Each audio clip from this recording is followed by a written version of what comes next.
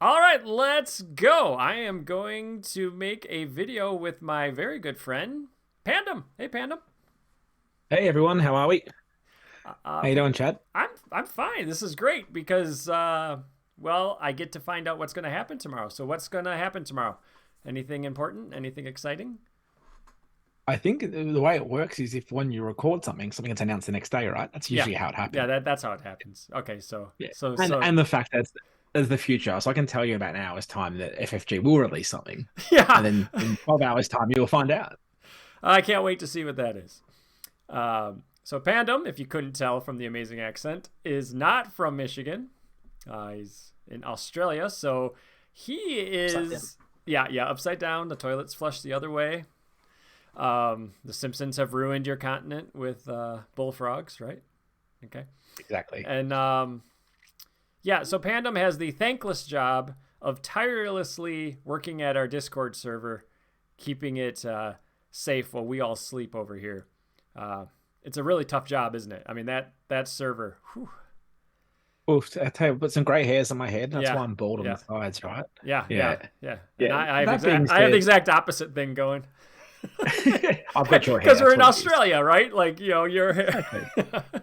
Exactly. Yep. No, it's one of those things that yeah, it's a thankless job, sure, being a mod, but hey, it's fun. Like Yeah. it's a good place. We've had our ups and downs, and I think it's a pretty good community. I think that's one of the things I like. Yeah. There's so many different communities out there for different things. If it's Star Wars Shatterpoint, if it's whatever board game, it has a Discord. Yeah. But Card of the Rings has Lord of the Rings as its main theme, with lots of little offshoots, but everyone's genuinely friendly Yep. and nice and kind. And you Yep. see your friends from Carp of the Rings Discord in other Discords, like, hey, you're a decent person, Yeah. right? There's no, I think we call it the no idiots policy, or it's probably Yeah. called something else in Australia, a far more M rated. But it's, yeah, no idiots policy, I think applies nicely to our Yeah. little community. It is a very nice place to be. So it's we just need mods, but you're not very busy. But when Rings of Power comes back on, then we'll probably be busy again. Man, that show really made us work. We're not here to talk about that. We're here to talk about YouTube, But which is also full of amazing people that follow our channels. Um, so, Pandom, in addition to being a mod, you also make YouTube videos using real cards, which, of course, is what I have done as well. And you and I have been talking quite a bit about the process and the ups and downs and the trials and tribulations of making YouTube videos using real cards to play this mhm, really complicated game. And yes. we're recording this when my thematic saga is in between the two-part video of Mount Doom and Black Gate. So Pandom hasn't seen how it ends. I know how it ends, but you haven't seen. So my big series is almost wrapping up, and yours is ramping up. So it's kind of a neat time to have this conversation, I think. Oh, definitely. And it's one of those things I have been, I think it was just before COVID when I got into this game. I just like got a tabletop board games and that stuff wasn't my thing. And about 2019, I got into Star Wars Legion, which is a tabletop miniature game because I like Star Wars and and you can see behind me, I like painting things, right? And that's all well and good. And then I sort of always saw because of Legion's owned by Fantasy Flight Games, I saw the Star Wars thing. I think it was the Fortress of Nern, and around that, even the Hunt for the Dreadnought was being released in 2019, 2020. And I'm like, oh, Lord of the Rings. I love Lord of the Rings. Didn't realize it was a card game Yeah. somehow. And I'm like, cool. Saw it. And everyone's like, oh, no, no, you should, like, Marvel Champions is a new one. Get that. That's great. And it's fun. Right. And I'm like, yeah, but Lord of the Rings, the theme, the art, everything. Yeah. Right. Oh, it's hard to get. And within the course of 2 months, I went from having nothing to having everything but non Nightmare. Yeah, it's And insane. then I FOMO'd into the Nightmare Game Center restock. But yeah, so I went from having nothing to having everything. Oh, this is great. Now I went, oh golly, I got to turn my Aussie off because I don't know if we're trying to monetize these ads or not. But if I say bad words, we get in trouble. So oh golly is what I said. Imagine the Australian version of that. Oh golly, is that I Bandits. love this game, but I'm also overwhelmed with the content. Yeah. Right. So I slowly started playing it, loved it, played it one handed, played it two handed, and worked my way to around, eventually got the Dream Chaser over the course of, I don't know, 15 months on and off playing, which is Okay. cool. And then I was like, this is hard. I just net deck. I just look at the internet. I play things that I want to play. And Yeah. I wasn't really playing it, right? Because I was a little bit overwhelmed of so much content. Saw your videos. And that was like, I think for me to be accountable and to play, I need to do something like this. And I was enamored by your content, not to blow too much smoke. And then I was like, cool, I'm really watching them every week as they come out, going, this is great.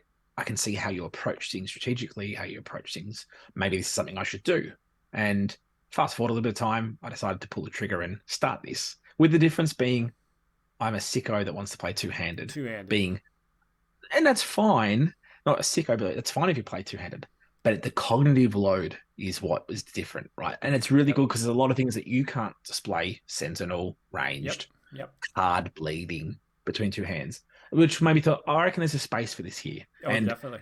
as yeah, that's my little backstory of Lord of the Rings. I went from lucky enough, and I don't mean to rub salt in anyone's wounds who's trying to collect the full set. I was lucky enough to get in just before it went into insane eBay prices for everything. Yeah. So very fortunate. Yeah, it seems like that video I made of TJ, he was able to get his hands on almost everything because someone was basically selling a complete collection, which really, to be honest, that's your best bet.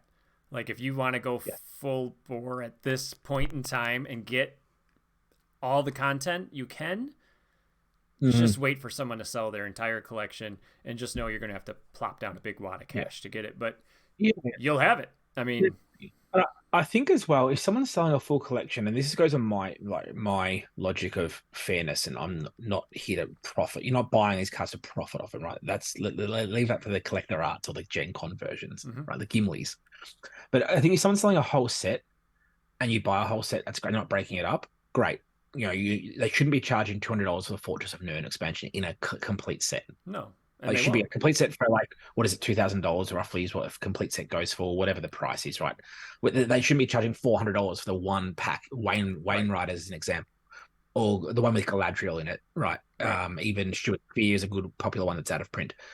I'm hoping that a full set gets you everything you need for a decent price because you're moving the whole set, and the seller gets an ease of sale, right? Yeah, I'd hope that would be the case. It seems to be. I have not seen the full sets go for what I would consider a scalped price. Yeah. And usually they're like, and everything's sleeved and I have binders because they're not, it's a pain in the butt to unsleeve everything too. So, I mean, there's value there. We're going to talk about that later because sleeving and unsleeving decks before each recording is a pain in the butt. Yep. And that's something that you need to factor in when you plan out your content. Yep, exactly.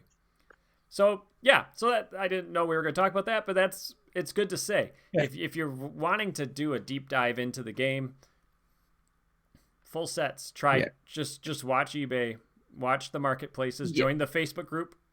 That's buy sell Facebook group. There's on the Discord channel, I think also buy sell. So and while we're talking about acquisition of content, there's two schools of thought. So I mentioned about being overwhelmed, and this is my personal experience. I was overwhelmed having everything. I had all my BCW 3200s that had everything in it. Everything was still in it's plastic, right? And I was like, oh, this is a lot of content. Where do I start? And there's two distinct schools of thought. Just not to roll up Discord, right, or Facebook chat. You can play anything however you want. It's your game. Play from any set. Build decks across all of the cycles. If you had fun, you won, right? Exactly right. Whereas I very much am of the person, I want to play progression first time through to have played everything once, and then I'll build out all those cool like contract decks, and contracts happen in the last cycle anyway. So, but the idea is I can build those cool, powerful decks that are across all of the card base afterwards. So you can choose to do progression or play it however you want. You want to play Ered Mithrin first before Daradolf, go for it, right? And I think that's your cards, your fun, your play. But definitely for me, with the way I work and the way my head works and the way I'm wired, is that I definitely was study off progression, right? That's how I thought. It's small card, add a cycle, play it as it's tested. Yep. And we go from there, which grew on how I grew things. So a cycle of cards at a time, cycle of player cards at a time. Which is what, 50 unique cards per cycle, or whatever the number is per cycle is maybe 60 cards a cycle that are unique. Yeah. right? So it was enough that my brain could handle it. And because I play entire series, like the way I've approached my series is I play the entire cycle at once, not Yeah. per AP, which I think you did per AP from memory. Yep. Whereas I did as players tested, which was they test the entire pool of player Yeah. cards at a single time. That's how I was approaching it there. So That it was that's not as interesting. overwhelming. Yeah. I considered doing that too because the set is play tested as a whole. So, they designed all those cards at once. They're meant to work with each other. And there are times where there's, especially early in a progression cycle, when you're adding cards to your available card pool and you're just like, I'm not really adding anything yet. Like, these cards aren't helping me yet. They will, because I know the pool. But, I have to beat this kind of hard scenario. And I have this card that would be great if I could also include this card that comes in 2 packs later. That would be really helpful. Eladan and Elra here are a great example. Like, I mean, in my progression series, I'm like, well, there's no point in playing when you just have the one hero before you get the second. I mean, they work together. So stuff like and that. even Baragon comes in there as a Numenor box, yet Gondorian Shield comes in the first AP. Little Go. things like that, with like playing That's Baragon versus Shield. That's 3 quests. Yeah, and 3 tricky quests. Yeah. Some of the hardest in the game, right? Yeah. That have for different reasons. Yeah. And I think some of the things that which for me worked out well. Like I kind of knew, at least for these cycles that I'm playing and recording right now, I'm aware of what's coming. I have, once I get to Dream Chaser and past the first two scenarios in that cycle, I am in no man's land. I have no idea what's going on. So I'll enter a scenario where I'll be firstly playing it when I build my decks. Oh, that's fine. So I'm going into the one. So for those who watch my series on Pandom's playthroughs, self plug there, is that I'll be able to, I'll be going, and I'm aware of what's happening in Ringmaker. I know what's going to happen in Angmar, and the campaign cards from Doug Beer's printer are arriving soon. So I'll be able to do that as a campaign two-handed. However, when it comes to Dream Chaser, I'm blind, right? Yeah. And I'm hoping maybe I can do print and play cards. Yeah. Because printing from Poland and sending them takes about 6-8 weeks for me. So because of Australia and upside down new universe. Yep. So I'm very much keen to see what it's like for me as a player. Like, it's a real blind to play through, which would be interesting. It's going to be very interesting. And I think I'm going to struggle. That's okay though. The struggle is part of the fun of this game. I think that's a good segue into what we wanted to talk about first, which was kind of our process of when we're approaching decks. Because as a veteran player, I jumped in the game. I believe it was,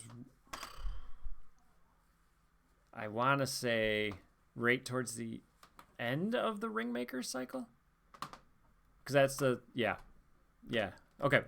And so I bought someone's collection, which at that time wasn't really that huge. It was the Hobbit boxes and then basically 3 cycles worth. So I was able to, at the time RingsDB wasn't around, but I was able to use whatever the heck that one thing was called, Rivendell's Council Room. I don't know. There was some other site. I forget what it was. It wasn't very good. But I was able to learn the pool, and then as the cards were coming in, I was able to keep up with it. But going back and playing progression, which is, I guess I'll start with why I wanted to do it. I was finding out I was really enjoying making videos using real cards. Because I was kind of jumping around. I was making like crazy funny decks. Like I did the one with the Palantir pals where it was, all 4 heroes that handled the Palantir, and I got the Palantir card in play. Just like, this is a fun deck, and which quest should I play? So I was doing stuff like that, having a blast, really. I mean, I was just doing it for myself, having fun, making the videos, but I was finding I really enjoyed making the videos. So I got this idea that I should use the killer deck from one core set without triplicates of every card, because that's how the original core set was made. I thought it'd be a good idea. I'm like, hey, I want to make a video using this deck with the core set that only had 1 copy of certain cards, kind of just to show people that were struggling with the game. And there's a lot of them. And quick plug for easy mode, which again, I don't like the name, but it is that's what it's called. So fine. If you're struggling, play the game on easy mode. Give your heroes an extra resource. Take out the gold ringed cards. Get a feel for the game. Maybe beat the quest that you can't beat. Understand like maybe the flaws of your deck because you're able to get your deck to go further into the game, and then switch it back up to the standard mode. Just a quick plug there. But anyway, people were struggling with the game. A lot of new people always joining into this game. So I'm like, I will make a video using just this deck that doesn't even have 3 copies of Unexpected Courage because that wasn't a thing in the original core set. And I'll play the first 2 quests. Well, those videos did really well. Like, everybody really liked them. And I had fun. So I'm like, well, you know what? I'll go to Conflict of the Carrick next because I can add a couple more cards. So I played Conflict of the Carrick. And I'm like, man, I'm having a lot of fun. I think I'll just play the quests that I know people struggle with. So then for the first 3 cycles, I only played the quests that people struggled with. And then I was hooked. I got hooked on my own thing of playing at progression with just that single core set, adding the cards for each AP. And I just took that ball and I ran with it. And then I went back and filled in the corners with the quests I skipped. And I skipped the sagas because I knew I had always at some point wanted to play just the saga quests thematically with the whole card pool. Because the last time I had played the entire saga, all the cards weren't even out yet. We didn't even have the final cycle. So I didn't even have... I was about to ask that. Yeah, I didn't have Shire Folk, the Red Book. There were some really cool cards that came in that final cycle. Merry and Pippin Ally, it's like, man, this makes it so I think I can really play it thematically. And so then, with the completion of that, I have played every single quest in the game with real cards. And most of them were progression style, except for the sagas. So it was a huge project. Yeah. And you jumped in and started doing it, when I don't even think I had started the thematic saga yet. No. Right, yeah. I started about January. I mentioned it. I asked out some advice of how you did some of the planning pieces. Yeah, you started in January, which is when I was done filming the regular quests and just getting ready to start filming the sagas. Because we're going to talk about our process, but I was always about 6 or 8 weeks ahead. And so it was neat because I really enjoyed talking with you. And then we decided, hey, we should kind of record our conversations because there's other people thinking of making videos or they want to know our process. I get asked lots of questions about my process. So it's always good to have a back and forth when we do this type of stuff. So that was kind of how I really got into the big project of YouTube videos. It was mainly for me. I mean, I was just having so much fun doing it, and then other people got enjoyment out of it. Yeah. So I'm just like, oh, it's a win-win, really. Well, you're definitely not doing it to become like a multi-million. You're not Nerd of the Rings where it's 1 million subscribers, right? We're not doing it for turning it into a commercial venture. It's doing it for your own passion. And I think you tap on something there as part of the process. You need to enjoy. You're not doing this for anyone but yourself. If other people come along the ride and comment, and they will comment, trust me. But if they come along with the ride and enjoy it, great. But you need to be doing it for yourself. You need to know what's driving you to do it. If you're looking to do it to become a moneymaker or make better videos in FFG, that's not the hardest thing to do. But you want to be that sort of thing. Go in marketing, go for it, right? But you need to know why you're doing this. And for me, I'm doing it, one, to drive accountability to play the entire thing with physical cards. I've got to said before to Dream Chaser, and I'm decided to come back. I've got lots of other games, so many distractions, and I'm like, no, I want to finish this thing. So there's an accountability to my viewers now and myself to do it. And I also want to play it two-handed. I mixed and matched what I needed to do based on the scenario. Got too hard, I added a second hand. And I'm like, well, I seem to be defaulting to second hand. Like, I'm not the best deck builder, and this comes in the preparation. I thought, why can't I don't have to rely on having a deck that must do it all. If I play two-handed, what drove me to start recording was there's not a lot of two-handed plays out there. I don't see none. I don't think there is many, right? And at least in the YouTube sense. Not solo two-handed. There's not solo two-handed. There's a couple of two-handed ones on Octagon and others where they flip hands and like dragon cards, but I'm not seeing solo two-handed in our format. And I was like, cool, I'm gonna go back and do this because one, it's new, or a new take on things, and I am not a veteran deck builder.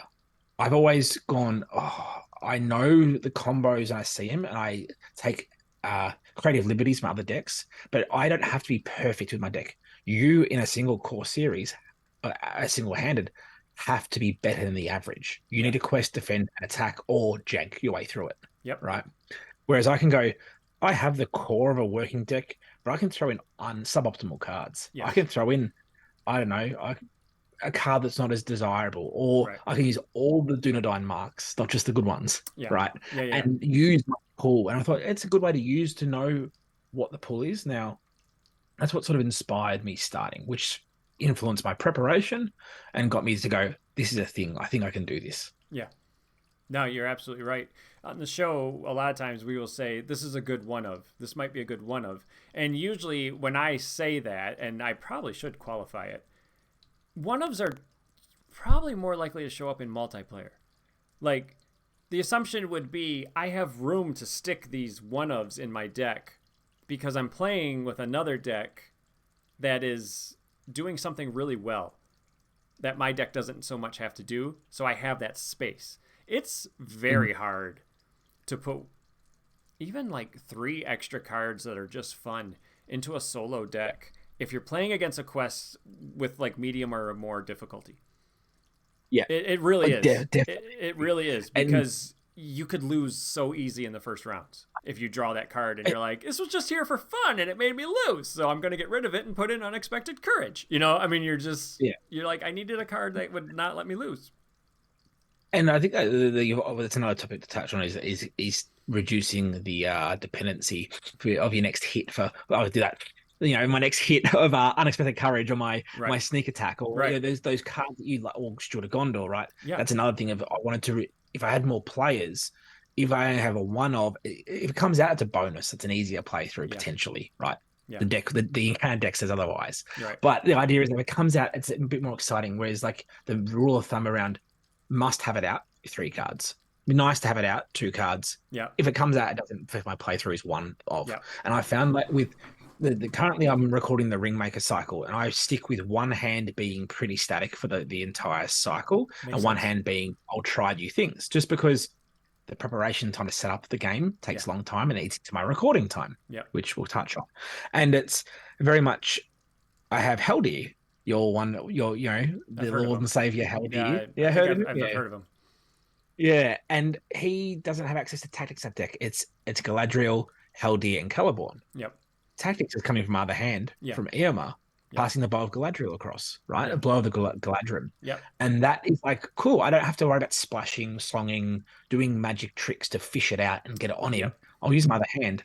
And that's something that I was like, that covers my deck building inadequacies, right? Yeah. It opens up my opportunity, I should say. Be positive, Berkey. Be positive in the sense that I can do things like that, or I can play things on this hand that buff globally. The good example of that is where you get the next hero to enter the play, or a next ally to enter play, or if a character leaves play, that affects both hands. Yeah, global If a effects. character leaves play, and those global effects work really well, which you don't normally expose yourself to because it's always under your control Yeah. as a single hand. So it was really exciting to go, okay, I'm going to share this out and focus on Sentinel defending, a deck that defends for my experimental deck. Right. They're the things that got me excited to go, I'm going to share this out. And here we go. I'm up to cycle 2 of my recording, which is good fun. No, that's all really good stuff. I've said that I learned how to deck build playing 2-handed. And I basically did exactly what you just said. I would have a deck. I mean, let's use dwarves because dwarves are just so, a good dwarf deck is a good deck. Except in Ringmaker cycle. Yeah. That's true. But for the most part, your dwarves are going to get it done. And so then you can have some fun with your second deck and mess around with stuff and try to learn the new cards and learn the combos and learn the intricacies of how these things interact. And meanwhile, your dwarves are just plugging along, helping you advance along the quest. And that's how I learned to deck build. I had one deck that, I mean, honestly, it was probably Heldir. I mean, I think that's why I fell in love with him, because he just solved so many things. And I believe it was a green-red. So it was a lore tactics deck. So I Hmm. had my killer, I had my healing, I had whatever else I had in there. I think I had Ents. I think it was an Ent type deck. I can't really remember, but it was one. I think Mary was in it. Tactics Mary and Haldir, and maybe some other random lore or tactics hero tended to be my deck that I always kind of kept as I'm bringing this deck, and let's see what I can do over here type deck. Yeah. And it just helped me deck build because I was always messing around with the cards on this side and just trying things. And this deck let me just push through the quests and learn how this deck is like, oh man, that card was junk. Every time I drew it, I didn't want it. I thought it was going to be so cool, and what I really need is more of this. And eventually you're able to switch and go down to single handed because it's practice makes perfect. It really is. It's practice makes perfect. And you just know, if anyone's watched the video where I was talking with TJ, he's like, should we include Steward of Gondor? And it's, I totally get why you think we should. I mean, why not? It's such an amazing card. But it's like, I can just look at this deck. I'm looking at the cost curve. You don't need it. I know you don't. Yeah. And when you draw it, you're going to be like, I don't need more resources. I needed an ally. And that kind of stuff. And You just learn. when you get familiar with the things like the events and the attachments that have like Olorian, knowing that I can reduce the cost curve of the first Sylvan played, right? As an example of like reducing it by one. Like, cool, that means my threes become twos. I can, Yep. I've splashed, I've got Nenya on Galadriel. Well, that's another law. So Haldir and Galadriel now on law. Yep. So therefore, that I can each turn a minimum of 2 law resources, depending on what I do with spirit. Yep. So it gives you an idea of how do I want to solve this? Do I want to solve it with raw resources, Yep. with splashing sphere? I don't know if that's the right terminology. Probably Magic the Gathering, flicking a bit here. The idea of having access to both spheres through songs or other things, right? Gaining an icon. And they're the sort of things you pick up, but they're not always obvious at first. Like you look at the is it the core box, and you'll know the card off the top of my head, and the people who are watching this will scream. There's a card that lets me put essentially Bjorn and Brock into play, and they're out of sphere. You look through your discard pile, stand and fight, and you can stand and fight. Thank you, stand and fight. Right, that's the sort of first iteration of cross sphere interactions in the game. Yeah, where you don't, because the songs came in that cycle, but in the Mirkwood APs. Yeah. And so that's the first iteration of I can play something out of sphere, potentially. I just need to figure out a way to discard that card. And there is Eowyn to discard that card into your discard pile. She plays stand and fight because it's spirit. They're the sort of things you work on, and like that mechanic, you might be experimenting with the individual mechanic, but knowing you've got that deck over on your right hand side just humming away, as you said, progressing the quest is good. The hesitation I had, and I think I've shared it with you, and it hasn't seemed to be a negative, is that it might be a little bit boring for viewers to watch. Okay, that right hand that Pandom always plays is going to be elves for the next 8 scenarios. If you don't like elves at all, or that archetype, well, it's less interesting, right? But I feel for me, what I was trying to do, and again, is one, reduce my preparation time. I have a family, I've got kids, they're younger. So like my night times are when I record, as you can tell by my watch that appears on the stream sometimes, or me yawning, right. is that you see like 23:52 on my watch, right? Yeah. And it's one of those things, it's like, that's cool, but I also, building a deck takes a little bit of time.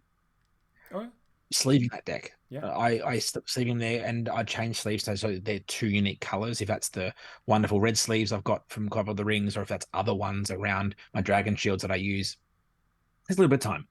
I've tested that deck on Rings DB and Dragon card, physically putting it together. For me, it's balancing my responsibilities as an adult and a parent, as well as I want to spend an hour at most preparing my play area. You can see in the background there, moving camera. That's where I do all of the work, the recordings over there, and the mats and everything like that. But I don't want to spend, I don't mind watching a show while I put my things together. Put my deck. But I want to be spending 4 or 5 hours doing 2 decks at a time. And if I do 2 decks per scenario, that's 18 decks unique per cycle. Yeah. That's a lot of effort, right? So that's why the right hand stays steady and the left hand is changing, which that right hand being thematic to the cycle. So Ringmaker, there's LV stuff happening in there with rings and the history of Middle Earth. Galadriel in there is fine. Probably a bit of a cheesy deck. Don't get me wrong. I know it's cheese, right? Anything with Nenya is generally janky. Well, it's basically the starter deck. So that's which is great, right? It's Yeah, a starter no, deck. it's really good. It's a starter deck minus the host of the Galadrim. Yeah, That comes Fortress of Nern, I think. yeah, way So late. way later. So and look, it's good, but it's also like for some of the logic I don't talk about in my videos is this is why is I have a life. I would love to be retired on a beach somewhere. Yeah, I live on a beach, but retired and doing this, not having to worry about it. But I need to work. I need to be a dad, yeah, right? yeah, So it's very much one of those things that help you prep, and you will be the same. There's only so much prep you can do, and I'm sure as you got to Sam only and Sam and Frodo and bending the law to work a little bit to the theme, which yeah, you did with some of the justifications, which is totally fine, by the way. It became more administration work yeah, than it did playing, right? yeah, Prepping, you know, and that's where I wanted to avoid because that's one thing. If you're watching this video thinking I'm going to make a channel, I'm going to do a three-hander one, or I'm going to do right. my own revised core, right? Which is by all means give it a go. Just be conscious that prep time, recording at once for a 40-minute video isn't recording at once. You got prep. You have, you might do live voice, you might do not. You might fail 10 times on a scenario. Yeah, It worked the first time on Dragon cards. You get the cards out, shuffle them up, and you're everything's getting different tricked. once you turn on the camera. Exactly, and that's Yep. something I do feel that is hidden. Maybe it's like the us content creators are aware of. It's a toll it takes us. Is that you need to minimize that admin Yeah, because the joy is sitting there disconnected from the internet playing a game, yeah. right? And that's the joy. But there is a bit of prep, right? And that's where I Oh, think tons. we make decisions. Yeah. No, it's very true. I think I told you, I said having the one deck be static, as you're kind of saying, also is easier on the viewer, I believe, because they know what that Mm. deck's doing. So the viewer can focus on what the other deck's doing. Because, when you're making a video, and I do voiceovers, so I record it and I don't say anything. That's why my hands are always pointing at stuff and I'm tapping cards because I'm basically giving myself a visual cue like, hey, mention this card is going to probably you're thinking right now, Chad, this card's going to come and play this round, I bet. So I just give it a tap. So on the video, I could say, and I'm thinking I'm going to be playing Quick Strike during combat right now, which is why I'm sending this and blah, blah, blah. So whether you're doing a voiceover or whether you're talking as you're playing, you have to explain everything you're doing. A lot of people, I shouldn't say a lot. I know there are some people who don't really watch the playthrough. I think they listen because if you do a good enough job explaining what you're doing, you can follow the game. And anybody who's gone to a convention and stares at a board state of a 4-player game that's been going on for 5 rounds, you're lost. Like, I'm looking at the board state and I'm just like, I have no idea what's going on, and I know this game inside and out. It's impossible. But if you start from step 1 and you just keep explaining what's happening and you just keep restating, all right, I need to make 5 progress to progress to the next stage. I need to kill this enemy, then we can blah, blah, blah. People can follow along. But once you add in a second deck, a player deck, that's a lot more information that you have to keep conveying. So if one of those decks is a deck that your viewers are pretty familiar with, that's why I thought, I think as a viewer, it's a good thing because That's good to know. For the thing I'm at right now with the Mount Doom and the Blackgate Opens, where I'm playing epic multiplayer mode, and I say this, it was so exhausting. I had no idea how exhausting that was going to be when I went into it. It was exhausting to play those 2 quests side by side. 2 different decks, Yeah, 2 different quests. I was like, holy cow. that's I four was for not me when expecting I get to it. That'd be Yeah. 4 decks, Yeah. 2 and 2. Yeah. It's tough. So, I think it's good to have something that everybody can kind of follow easier because Autumn even said, it's kind of hard to keep track of what's going on because when you're flipping back and forth between the 2 games, like the viewers too kind of have to reset, like, okay, what's happening here? Okay, thank God Chad's summarizing it for us, because it's a lot to keep track of. So if you're thinking of making content for this game, you really need to get good at explaining what's happening concisely. And I have a perfect example for this because the card A Very Good Tale, which is you exhaust 2 characters, you add up their costs, you discard 5 cards, you can put in 2 allies with a cost equal to or less than the 2 cards that you exhausted. At first, I had a heck of a time explaining that card. I would kind of ramble on about how it worked. And then I got to the point where I could say what I just said there. It almost became muscle memory. You also missed shuffle your deck first. Oh yeah, right. So that's the one. Yeah. Well, I you know what? And I always explain what the card is doing as I'm shuffling it. So I don't even I shuffle your deck and then but if you want to be a content creator, you do have to learn how to speak concisely and with like a purpose and just get out what you want to say, because it helps the video flow. Because one of the other things is I have noticed that the video length really matters. You're playing two-handed, so your videos are going to be longer. You have two hands that you have to manage, so the videos are going to be longer. And it's just something, if someone's watching a video of a two-handed play, it's going to be a longer game. If you're watching a multiplayer game of 3 people, that's going to be a longer game. It has to be. There's no way it won't.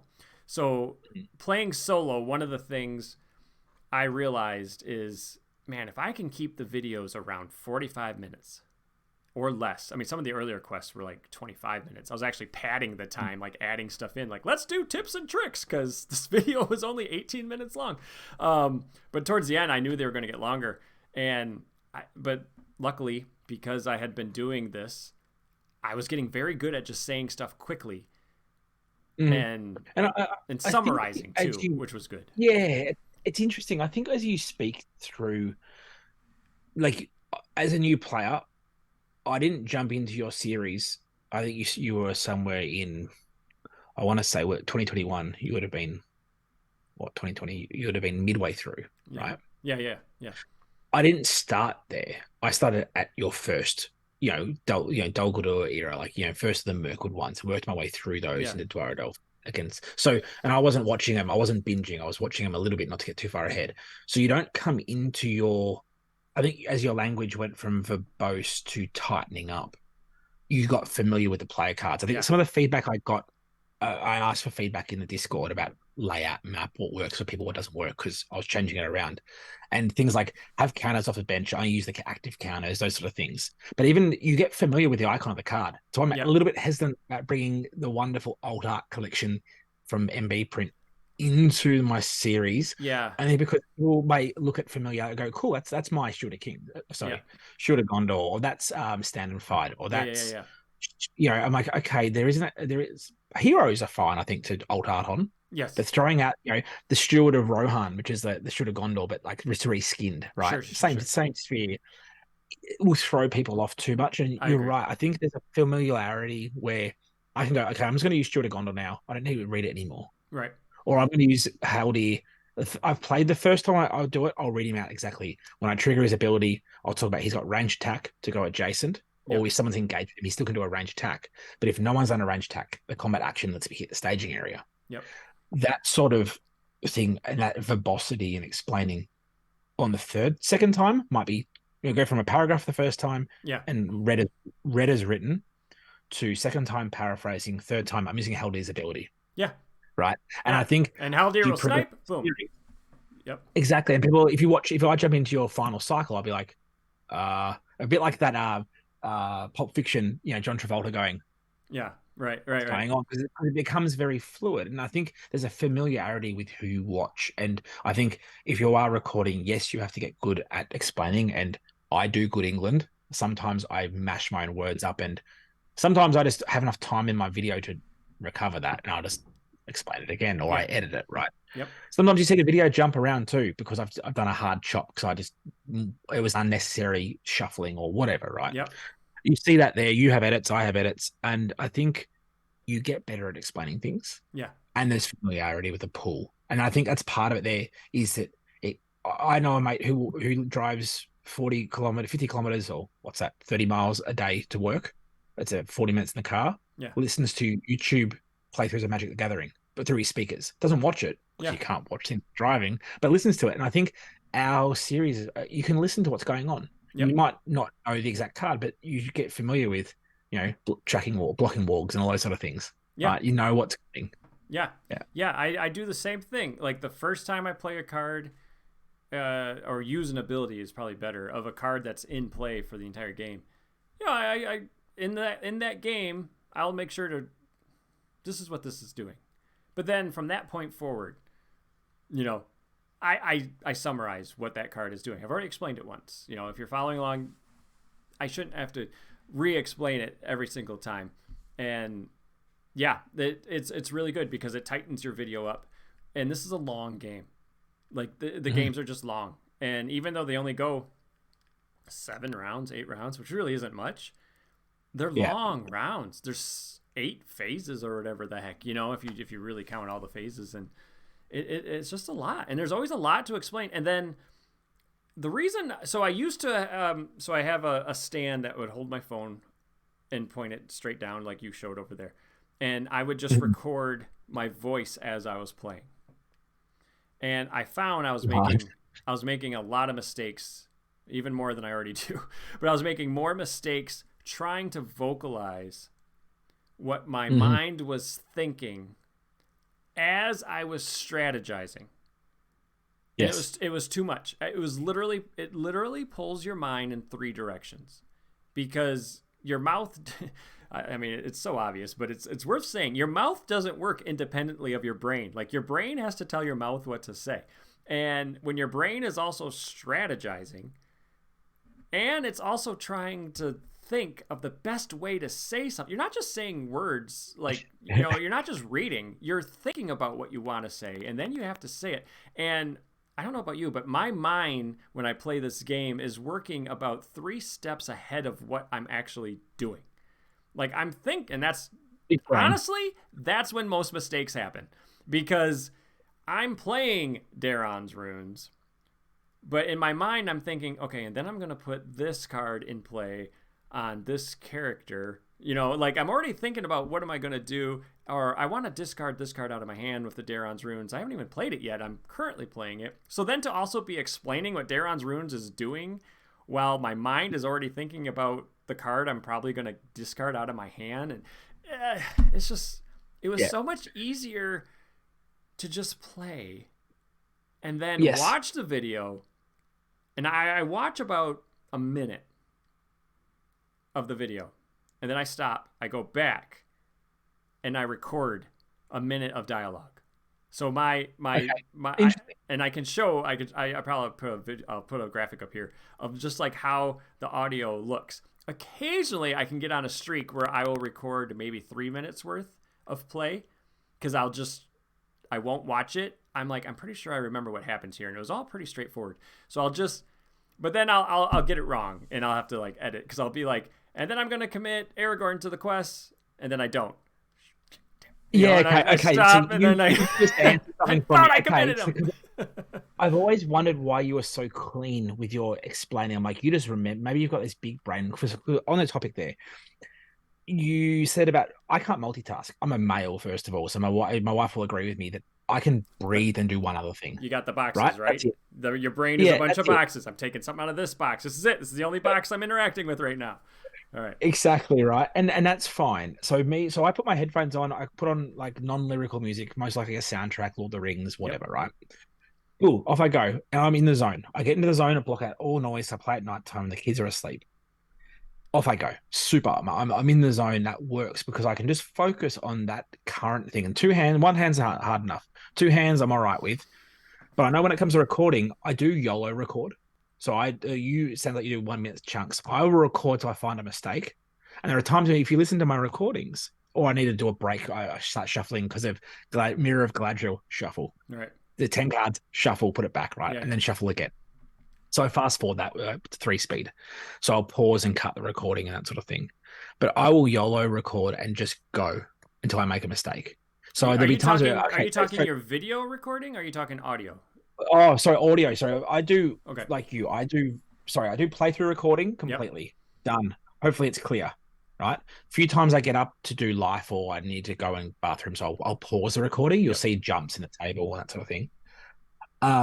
Then I'll come back and do the audio recording. Okay. And so my air quote YOLO recording is where I simply audio record until I make a mistake or I need to cut for a shuffle. So there are times where I've verbally gone, all right, I'm going to commit Aragorn here or whomever to the quest. Actually, no, I don't. I decide not to. Okay. Yeah. Right. I verbally correct myself. Yep.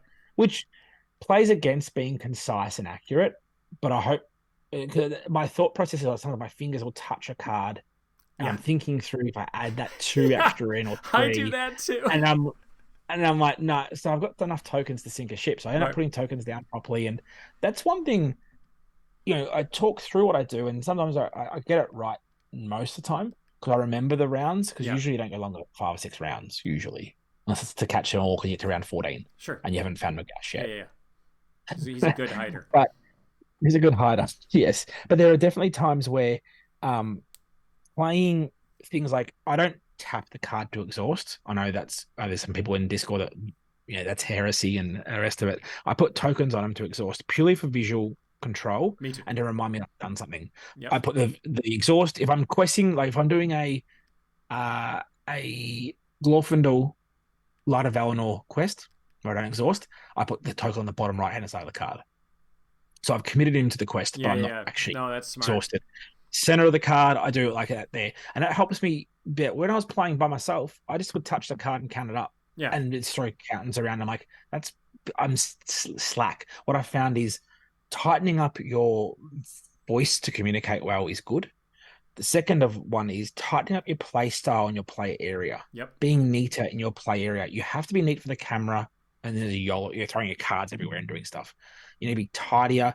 Like when I played that Outlands deck in the Gondor cycle, I had dice for each buff color, and I had a full Outlands deck going. So I had health, defense, spirit, and attack Yep. all pumped up to 3. And I had to be neat with my dice Yeah. for each Outlands character. And it pays off. Even though people don't watch, it helps you as the recorder, it helps the viewer. I think it's made me a better card player Yeah, me too. by thinking, by recording. Me By too. recording. I know it sounds really silly. Even if you No. don't have it, if you're listening to this and you didn't want to do anything else, if you record yourself, one, you'll find the weakness in your own game when you play it back and record it verbally. You Absolutely. go, hang on, what magical phase was that? What action window? Or hey, I discovered an action window. It actually happens at this spot here, not where I thought it was. Yep. So it's really good on and tidying up your game. You can be want to become like C-Stan, or we don't all have brains like C-Stan. But by recording your games, maybe you can grow your brain a little bit. Yep. Right. I've said that so many times. And you don't need to record it with a camera. I mean, Dragon cards exist and OBS is free. I mean, you literally just turn on OBS. That's what we're using right here. You turn on OBS. You just say, I want to record this screen. I want to record this mic, which could be just be your laptop mic. And you can just, as you're playing, just say what you're doing. And if you rewatch your video of yourself playing, you'll, first of all, you'll find mistakes. I freaking guarantee it. You will say, holy crap, I never, whatever, insert random mistake here. Because you will. I mean, the most easiest mistake that you're going to find that you make is you forget to pay for something. It's amazing how often you forget to pay for stuff. Like, you think like, oh, that was a clean game. You're like, oh, this was a clean game. And then you're watching and you're like, wait, did I pay for that? Ah, oh, seriously? Yeah. And it's like, you can't believe you didn't do it. It's like, how did I miss that? You do. Because like I said, your brain is already steps ahead. Like, you're not thinking, now I pay for this card. You're thinking, I'm playing Unexpected Courage, and now I'm going to quest with so-and-so. And you're just putting, and I forgot to get rid of the 2 resources. Yeah. And it's okay. It's fine. Mistakes are going to happen. But by putting YouTube videos out, we're subjecting ourselves to people to finding our mistakes. And we've already said we do voiceovers. And I've caught many mistakes in the voiceovers. But then I put the video out and someone's like, hey, there's a mistake. It's like, wow, I didn't catch it when I was playing. Yeah. I didn't catch it in the voiceover. Holy crap.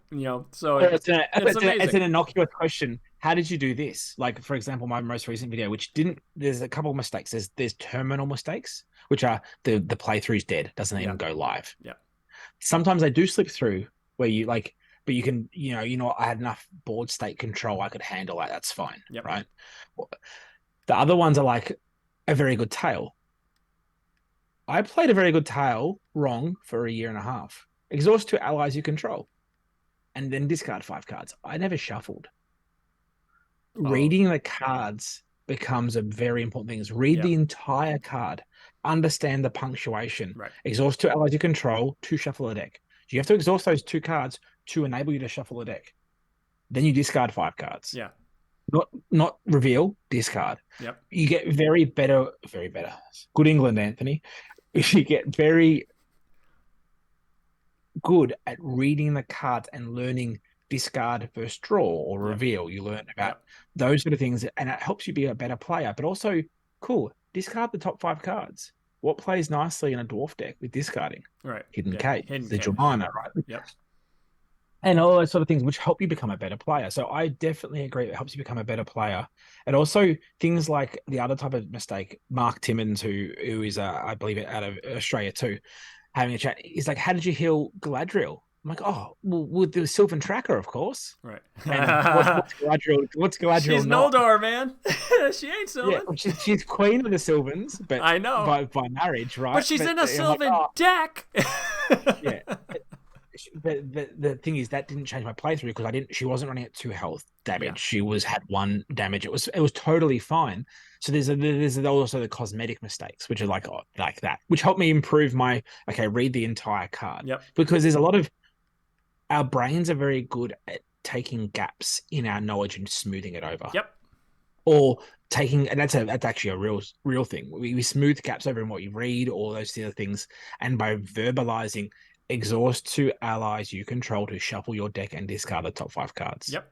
Unless you're on cruise control, that should have gone through your brain and verbalized, oh, hang on, that's it.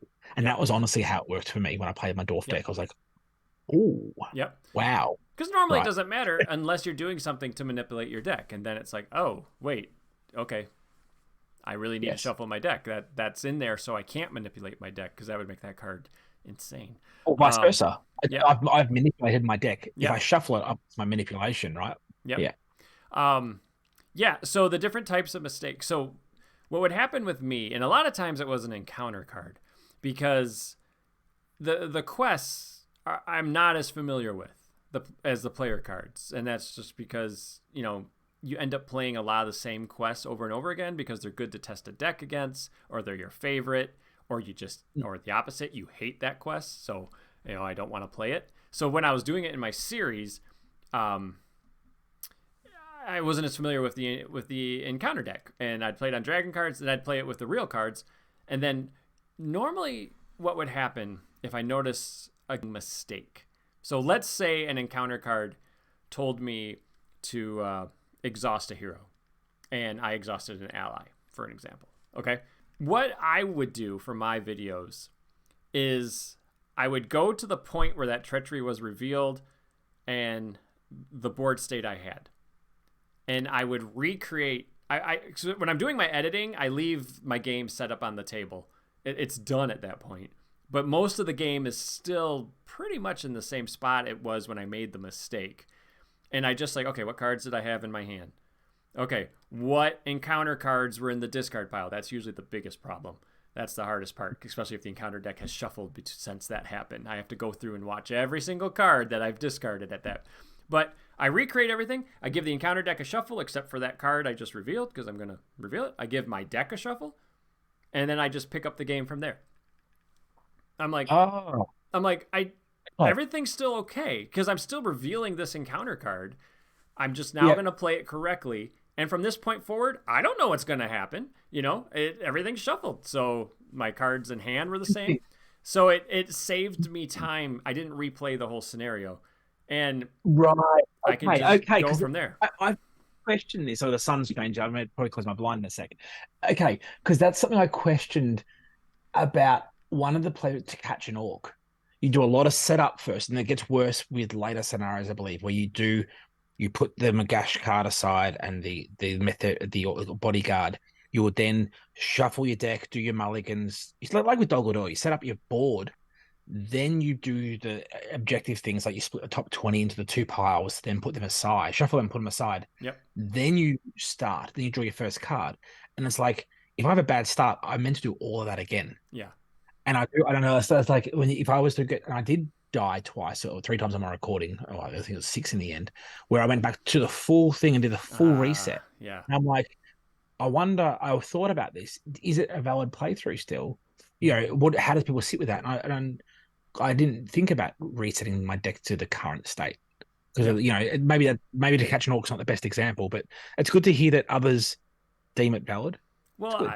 because the way I figured it, I'm like, if I'm shuffling the encounter deck and I'm shuffling my deck, I don't have any knowledge of what's going to happen Yeah. that I wouldn't have had at that moment anyway. I know what cards I've discarded off the encounter deck or have dealt Hmm. with. I know what cards I have in hand, I have in play. I just don't know the order in which everything else is coming out, which I didn't know when I was playing it the first time, and then I made this mistake. Now, there's plenty of times where the mistake just caused me to lose. Like I thought I won, I made a mistake, and then I'm watching the video and I'm like, oh crap, I didn't do that right at all. So I lost. Yeah. And then I think about it, I'm like, there's no way I could fix this. Like that ended my game. Like that was my game should have ended there. There's nothing I could have done differently. And then that whole video scrapped. And that Hmm. sucks because it's like Yeah. I might be halfway through the editing process with and then I realized the video was junk. Like it's unsalvageable. Hmm. I can't reveal that card and play it correctly and still win. It's like, nope. Yeah. If I had played that card the way it was supposed to be played, that ended my game, and there's nothing I could have done about it. I should have just realized it was a loss at that moment. Versus an And I encounter think the card, big I reveal that I just played it wrong, and I'm like, oh, I can still truck on. I just didn't play this right. Let's yeah. just go back. And I think one of the big things is it's the spending. Can't afford to pay for a card, the playthrough is dead from that spot on. And like sometimes you look at what time, if it's towards the end of the video, Yeah, okay, cool. Like in school, you got more chance of salvaging that. If it's at the start and you've got a fundamental yeah, issue in round one or two, yeah. No, you're better off just scrapping it and yep, going and just resetting and recording again, yep. right? Because That's there's like agreed. there's a numenor cycle. Yep. No, I totally agree. Yeah, There has and been then plenty of times you that's get happened with mine. recordings where I had what was the one I had? It was under 10 minutes. I had literally a 200 recording. It was under 10 minutes from the It's Gondor probably cycle. I think it was a Assault on Osgiliath. Osgiliath. Yeah, it has to be. Yeah. And I managed to call up that one where it's if you have any Osgiliath cards in play, and Right, I called a treachery, and that right. one I'm like, no, I win. Yeah, you're done. Right. And I'm like, this is it. I did this. And I did the same thing. I'm like, I'm not. Remember, I didn't even look at my deck. yeah, well, I yeah, just you told me grabbed this. 50 Yeah, random. I'm like, this looks like 50. I didn't even draw. I drew the cards. I never even looked at them. Like, let's see if I can win without that was playing a good. card. But what I like about this process though, and I think look, we could probably talk for hours on this, is that of my top five things of doing, like we record, we do the voiceover, my top things would be you need to be passionate about this. You want to do it for Yep. yourself. You want to be a better player. You want to have an audience. Like I'm about to breach 100 subscribers. Yay! Thank Hey, you, everyone. And, congratulations. and that's exciting. But it's also like Maybe I'll I'm doing subscribe. it for Hold on. Let me. No, I'm kidding. I'm yeah, already subscribed. yeah. Like and subscribe below, right? Wait, are But you almost at I 100? kept Let me unsubscribe. yeah. Yeah, the 1,000th person gets a prize. But 99, what I 98. Hey. oh, what's going on? Am I that bad? Passion is key, right? And it helps you get better. Helps you're doing it for the right reasons. The second of all is understanding, like if you're going to do it, don't do it. I didn't just make one and start and do it week by week. Yeah. Yeah. Be We talked be about big this. brain. Yep. Build a pipeline. Record the first 8 videos Yep. and stage them into YouTube. Then start releasing movie. It takes the pressure off yourself. Now I had life happen where my 4 video lead disappeared, but I'm running on week to week now. But have a pipeline so you don't have to worry about, oh, I'm going to do a video this week and life's busy, work's busy, I'm changing jobs. Cool. Yeah. Okay. Things are coming out weekly. And also it takes about, I don't know, half a day for 4K resolution to render in YouTube as well. So all that rendering process. Yeah. Yeah. Yeah. The second one, and that's fine. And then if you don't have it, I missed a week last week. What happened? Yeah. Nothing. No one yelled at me. Pandom, where's your video? Oh, it came out just 7 days later, right? It's okay. So the vice versa. Like if you committed it, don't let it one of those things where I like the idea of having a pipeline because it keeps you keep growing that pipeline. Okay, I'm 8 ahead. Okay, I'm 7 ahead. That's fine. When you get to like I'm a week behind, oh, it gets too hard. It does. Right. And And your then quality will suffer, I think. yes. If you're if you're trying to constantly jam it out. trying to jam it out, it'll suffer. I learned Definitely. that real quick. When I was just making the videos just for the fun, I mean I didn't care when they came out. But then when I started putting myself on a schedule, well, the good news was, the earlier quests are some of the easier quests, and deck building doesn't take nearly as long. So I was able to push the videos out pretty quick, and I also wasn't doing all the graphics and crazy stuff that I do now in my videos, which also increased the process of putting them out.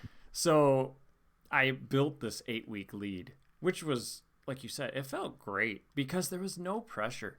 Like if I was really struggling to beat a quest and running into a wall and I'm deck building and I just can't figure it out, it's fine. I have 8 weeks, and odds are the next quest isn't going to do that to me. So I'll be back on, pumping these quests out. And I averaged about one video about every, let's say, well, okay, I work from home. So I work on this stuff at lunch because I'm here by myself.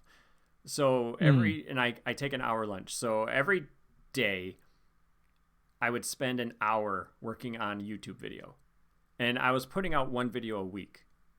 So that, I mean, if we haven't really talked about, maybe we should right now. That's how much time it takes to make the videos I was making, was 5 or 6 hours a week.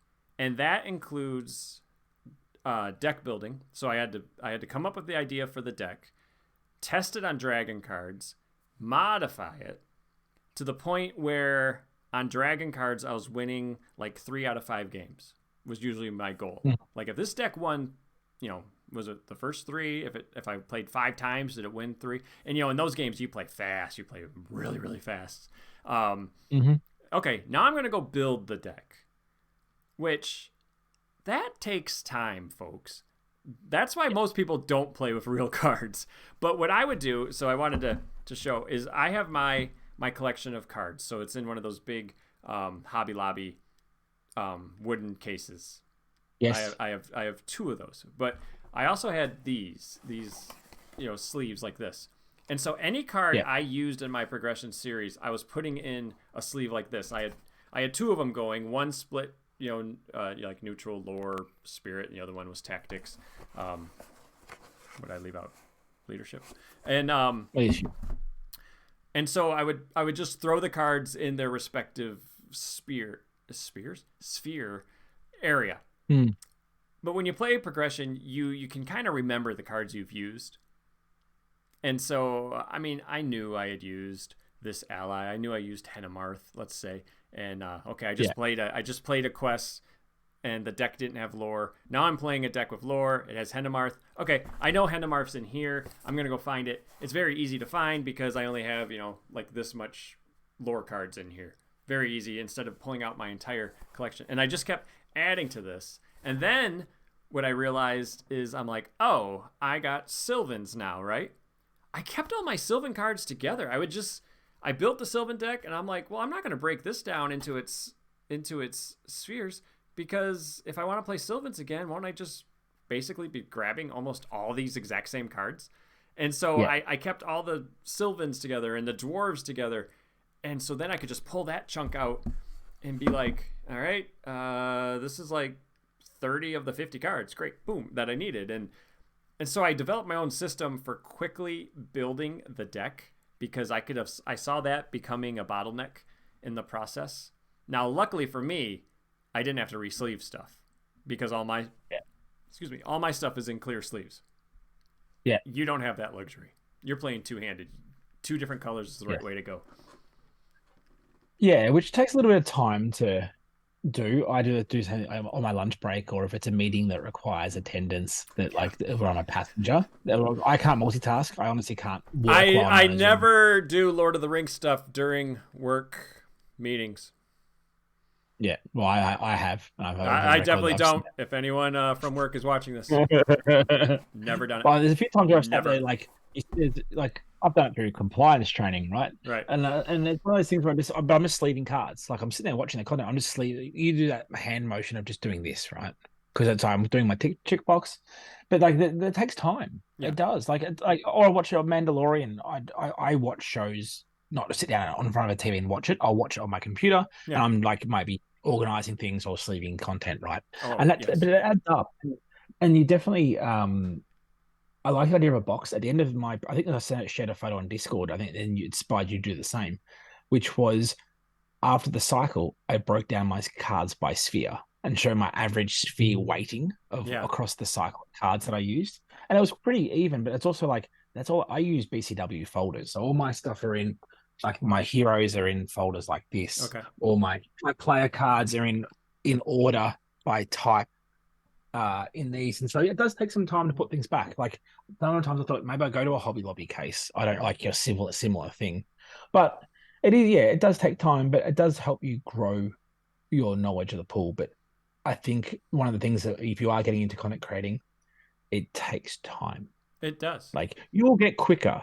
You'll find your processes. Like my editing process in Camtasia, it's pretty structured now. How I record things on my iPhone and bring the thing in quickly and quickly airdrop it across and get it in. I've got pre-settings on my phone, and my setup, as you can see behind me, is still sitting there in the same spot. So I know the camera's in the right spot for next time. If I'm fortunate, I've got that set up, but it takes time. Yeah. It does take about for each 50-minute video, let's say it's 50 minutes, there's probably 3 times out of prep and assuming a once and done playthrough. Oh, 3 or 4 times. I think you're underselling it. I'm shocked if you're saying it only takes you 4 hours, to be honest. Okay, 6 hours. Okay. Yeah. I was going to say. Let's say 6. Let's be real. When I say it's 5 hours, I think I'm underselling it too. I mean, I don't think I realize how much I do that I don't like give myself credit for taking the time. Like I do a lot of deck building in my head. I mean, if you just think about like my energy is being spent thinking about decks to build, thinking about ways to like, I don't know. The actual playing of the game is by far the least amount of time that I spend when I make a video. Yeah. You know, if it took me, if the video is 40 minutes long, it was probably 52 minutes probably of actual footage because I edit out or I fast forward through stuff. And then the editing process, I probably double whatever the actual video was. Because my process is, and I use Wondershare, if anyone's wondering, I use Wondershare, not the free version. You wonderful patrons pay for the Card of the Ring subscription for the Wondershare that I use. But I first thing I do is I import the videos and then I just watch it and I start cutting. You know, because I learned, and this is a weird thing to say, but I'm gonna say it. It took me quite a few videos to realize you, the viewer, don't know how much I edit out. I had like this ticking clock in my head that I'm like, oh, I can't spend too much time thinking about this decision I want to make. That's going to be boring. It's like, it just gets edited out. So now, I would sit there, I'd stare, I'd do all the math. And then that long pause of nothing happening, boop, edit it out. And instead I say, and I spent some time thinking and doing the math and I came up with, and as I'm saying what I came up with, that's what you're watching on film, me actually do it. Yeah. And it's not me doing all the counting. I just get rid of all that. And it ends up being, in addition to shuffling, the resetting of the board state, that ends up being like 10 to 12 minutes of footage. Yes. Yeah. Of nothing. And even that 10, 12 minutes you save, as you record through it, let's say I record live, I record my voice in one go afterwards on the recording, and I'll stop there and fast forward type speed on cleanup on, unless I'm doing something I need to explain a card that happened in more detail or some strategy going to the next round. Yeah. I'll let it go speed. I'll speed up to 3 times. You see me shuffle. And that can sometimes save you 12 minutes of time or longer, depending on what type of deck you've got. If you've got one that mines and mills deck a lot, Sylvan's is a great example, or anything with the rings that trigger deck effects. You're shuffling 2 or 3 times around, minimum. Let alone the two decks either side and all that sort of stuff, which takes time. And definitely you see the speed up there. And there are times where I just speed up my counting, my hand goes through it, or even with the wonderful mats with the built-in quest tracker, the threat trackers, you still go, hang on, did I count it right? Or did I have a +1? Is, Caliborn, I brought 2 elves in this play. They got +1 to their questing. Hang on. And you freak out, right? Yep. And so or you've got a global buff that you're not using tokens for, which sometimes you in single player, I think it's easier to not worry about tokens for some things. In two-handed, I think you need to use tokens for some of the global effects. Yep. Definitely. But So it comes back to ease of consumption. yeah, And yeah, that's all time. All this takes time it to get does. and your first videos will not be good. No, I'm gonna put it out there right now. no. I've Your watched my yeah. first two killer deck videos have way more views than I ever thought they would get. And it's very cool to me, to have made these videos and so many people have watched them. And I'm watching them and I'm like, God, these are hot garbage compared to what I think I could do now. I should go back and re-record them. I'm like, but you know what? So many people have watched them and it did what it needed. I don't need to spend my time. And then a year from now, I would think the same thing about the re-recorded videos. You'll always watch your videos and go, I could have done that better. I could have done that better. And eventually you just got to be like, this is fine. It's fine. It's fine. It's fine. One of the things I want to say about the fast forwarding though, what I do, here's my trick. So on film software, so I split out my audio, so it's a separate track, and then my video is one track. And it's like, oh, okay, I got to take off all these exhaustion tokens, and I got to, draw my card and do all the stuff everybody knows how the end of the round ends. And so I usually just say like, all right, we're going into the next round. But if there's something I want to talk about, what I'll do is I'll say what I want to say. And then I'll have edited, like, here's where I start doing the refresh phase, and then here's where I draw the card. Like that, I cut that. I say what I want to say. Oh, it took me this long to say it. And I'll just grab that bar and use the fast forward function thing, the timer, and just shrink that video down to that exact clip size. Yeah. So it might be, oh, it's 3.2 speed or it's 7.1 speed, like whatever it was. And I used to do it the opposite way, which was dumb, where I would say, all right, I'm going to speed it up times 3. And then I felt like I needed to vamp to make sure I filled up that time. And it's like, no, you dummy. Say what you need to say and then shrink the video to the size you need. You don't need to do it the other. And it's stupid stuff like that. But when you're a self-taught, like everything I've done on these with the videos, I think you too, I'm self-taught. YouTube videos, watching other people, and I'm just like, most of the time, I don't know what I'm doing. And then someone will tell me something. I'm like, oh, that's a really smart way to do that. I'll do that from now on. I didn't even think about that. And even things like shortcuts on your keyboard, you'll learn them. Whatever software you use, gosh. like Control B, like cut. Yeah. But even like if I highlight a section of the track and I press like, I don't know the hotkey for Camtasia yet. I've got to go actually look at this up. How do I make it so it's default? If I highlight a section, I press Command S. Yeah. It does 3 speed. Right. Okay. Or 3 speed. I want to figure out those sort of things. I want it to be this short, this length of time. It needs to be this length of time. Yep. As opposed to me guessing. You made that point, right? Do I cut it and do I shrink it? There are ways to stretch canvas. All these things you pick up, right? And this is where I think where the most of the time saving comes in thinking ahead.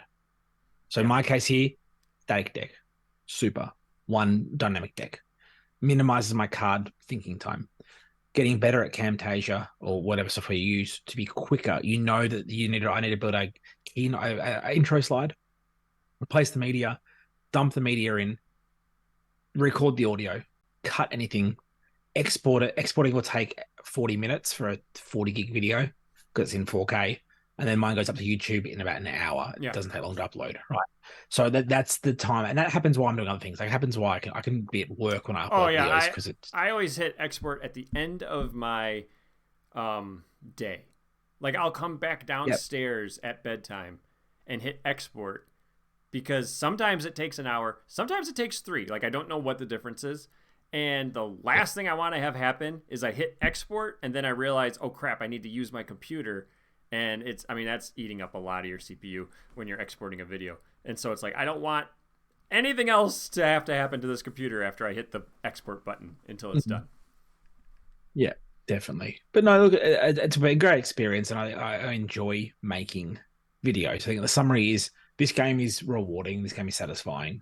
For me, it's one of my favorite forever games. And I know that's never going to change. But it's nice to be able to do this and share it with others and share like encourage people to do that. Two-handed is fun. You don't have to play one Yeah, person yeah, to one hand. yeah, Yeah, and that's something that I think we as a community sometimes forget, that two-handed with one person is a viable thing. yeah. Like all my games are solitaire games, right? So yeah, You get to it's use a good lot fun. more cards that way. I'm glad you're making your Definitely. content the way you are. It's Thank you. good. And I do. I have creative liberties have been heavily taken from your series. That's It's all for right. sure. There's some, but it's one of those things that I appreciate. You know, you always stand on the shoulder of giants, the people who come before you, and I think we all learn from each other. And it's been good fun to talk about this today. It's been really good fun, or I tonight. Yeah. No, I really enjoyed this, and I know you have to get back to work, and I have to get to bed. So, Yes, but I we might keep it there. But it's one of those things I want to say. Anyone who's watching this and who's survived an hour of an American and an Aussie yammering about their process is, if you've got questions at all, yeah, jump into the channel, jump into the chat channel in Discord on Cardboard Rings, into our comments on our respective channels below, yeah, and ask away, because I'm sure there's heaps of things we haven't spoken about, like material setup, yeah. sleeves, I was gonna angles, say the exact same thing. yeah, please, because we've both have bounced off in our DMs quite a lot of different things about, oh, what about this? What about that? Others have given feedback. If you got feedback for our channels, we're always listening. Like I think we spoke about people calling up our mistakes. Yep. By no means in any way was that a pew pew on those people. We love people calling us out because it only serves to make us better, Yeah. right? Yeah, it might be fruit that we made, or sugar, we made a mistake, Yeah. right? Don't But don't it's a feel good thing. bad that your comment made me feel bad, because I'm gonna Just take. because you have to re-record Mount Doom now, Yeah, okay? right. Listen, No, I am not. thanks. That Yeah. mistake, I think I could live through. It's more of just Yeah. like a dang it, and you just kick Yeah. yourself for making the mistake. But I'd be more mad that if someone was noticing a mistake and they're like, well, I don't want to tell them. And then other people Yes. watch my Yeah. video and think that's the correct way to play. I'd be like, Yeah. what? No one notices? Well, I did. I didn't want to say anything. It's like, but now people are watching this video and playing wrong. Like that would almost make me stop Yeah. making videos at that point. I'm like, I don't want people watching my videos and then playing wrong. At least, Or secretly we're being judged by Fantasy Flight to do play testing or to do future things, and like yeah, they go, look, he gets it wrong, and no one tells him out on it. He's not right, on that, not accurate as what we need. Sorry, Chad, you're off the list. All right, yeah, Caleb's secretly watching and telling, yeah, keeping a naughty and nice list, right, right? right, Yeah, no, it's good. I love the feedback. I love the interaction. I think that's why I yeah, enjoyed. Like, I'm not one of those people that needs comments and likes, but it's nice to see that people have taken, like, oh, that would help me approach that there. Or someone commented on, we're just starting Ringmaker tonight with my husband or my wife, and I'm yeah, like, super. Like, gives them an idea of what to expect, or if they've smashed their face against the wall too many times, yep, there's how I approach it. yeah, It's not the way; it's a way, yep. right? And I think that's the Here's an thing idea. about it. Yeah, I Yeah, awesome. I cannot express how sometimes I'll wake up in the morning, coffee, I'll check my phone, I'll go to the YouTube comment, and the first thing I see in a YouTube comment is someone who took the time to write something really nice. I mean, whatever it is. But Mhm. honestly, it's such a nice way to start a day. I mean, it really is, because it's just like, oh, that was so nice, because people don't have to write comments.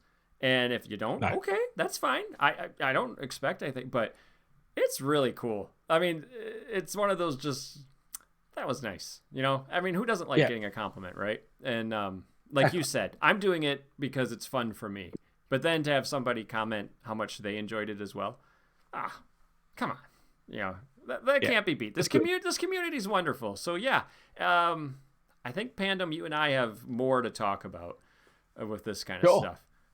So I And maybe we can talk about playmat setups, yeah, arrangements stuff like another that. time. 'Cause I think I think so. there is more structural pieces to this, but from a what inspires us and gets you out of bed, or the proverbial gets you out of bed to Yeah, do this sort of stuff, is the takeaway from, I think, today's chat. Find out what inspires. If you want to do this, by all means, do go it. for it. If it's to improve yourself, if Yep. it's to become a YouTube star, probably a game that's dead Yeah. is probably not the game you want to become a million-person millionaire on YouTube. However, do find it for the right reasons. Yep. Get pumped about it, share, and at the end of the day, enthusiasm and passion wins out over everything else. Yep. Right? Yep. If you're And a it doesn't matter creative what it is. person, this is a wonderful outlet. And if you're not creative and it's just shoot, you're monotone, as long as you're having fun, Yeah. right? It's all that matters. Yeah. I totally agree. Yeah. All right. Well, Pandom at Pandom Playthroughs. Thank you very much, Yeah. sir. I really enjoyed this. Thank you. It was good fun. It was really good fun, actually, Yeah. to share this. So thank you for the Something we've been opportunity. wanting to do for months. So I'm glad we were able to finally get this together. Love it. Well, Yep. you enjoy your nighttime, and I'll enjoy my daytime, and we shall talk soon. So thank you everyone for watching. Yes. Thanks, everybody. Bye bye.